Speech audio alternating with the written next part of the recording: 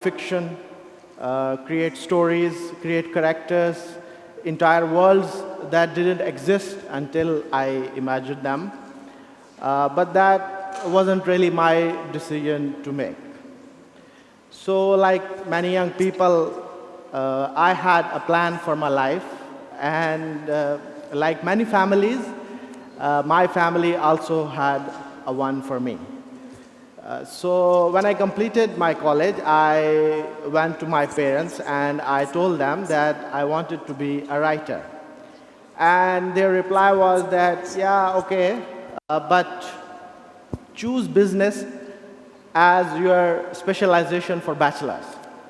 So I was like, okay, got the point, got the signal.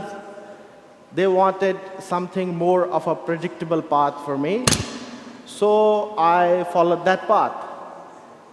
I studied, worked hard, remained consistent, and eventually I completed my PhD.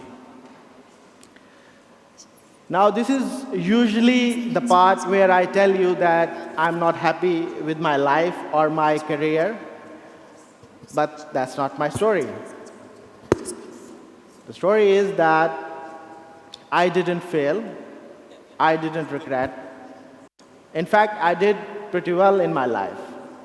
But at the same time, I didn't become the writer I once imagined in my life. So, my story is not about regret or failure, it's about a question.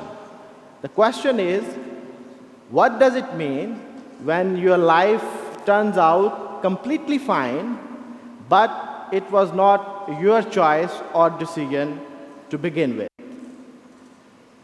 So, in many parts of the world, and especially across the Asian contingent, we don't grow up necessarily thinking that decisions are purely our own or individual. Most of the time, you will have this experience that whenever you are making a decision, someone will be there to influence you, someone will be there to guide you, someone will always be there to share the burden of that decision with you. And from the outside, it may look a bit limiting. That's not a flaw. It's just a different way of organizing your life. It's a system which is built on stability, connectivity, responsibility, and connection. But what do we do? So when there are different people across the world come together and work who are from various different cultures, when they come together and work, we carry some very invisible expectations from each other.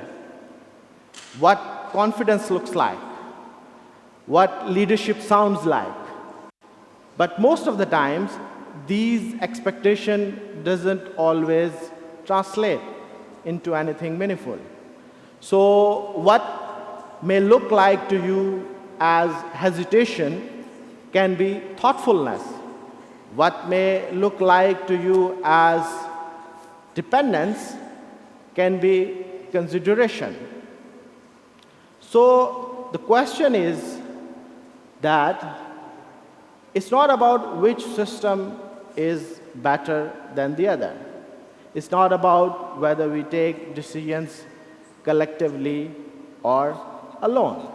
And I realized this when I was expected to make decisions alone, quickly, independently, and I hesitated. Not because I lacked the ability, but because I was not to make decisions alone. It was not that I didn't have the decision-making power, it was I was just trained differently. So what do we do? On the one hand, there are people like me who need to learn how to make decisions quickly and alone. And on the other hand, there are systems who expect us to make decisions not as collectively, but independently. So the question is that Who needs to understand? Both needs to understand. On the one hand, I need to understand and I need to learn to make decisions independently so that I can say that this is my choice. On the other hand, systems also need to understand where people are coming from. It's not about which system is better than the other.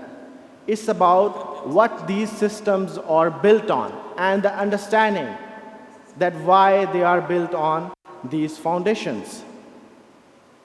So, what do we do? What's the way ahead for us? We, who are usually in the world called as collective decision makers, who make decisions collectively. But this is not a flaw.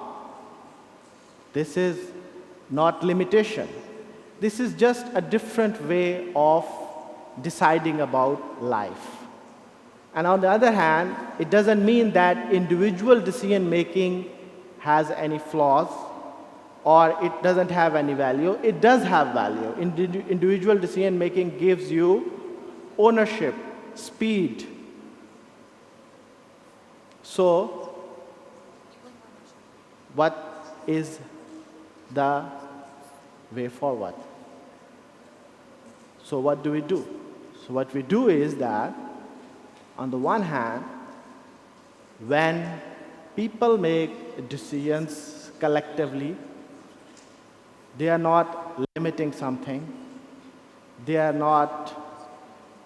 doesn't have any flaw in that. It's just a way of going about life a bit differently. And when people make decisions individually, it's also not about limiting something, or it's not about negating the effect of collective decision making. Both have their own benefits. Both need to come at a point which is the middle ground.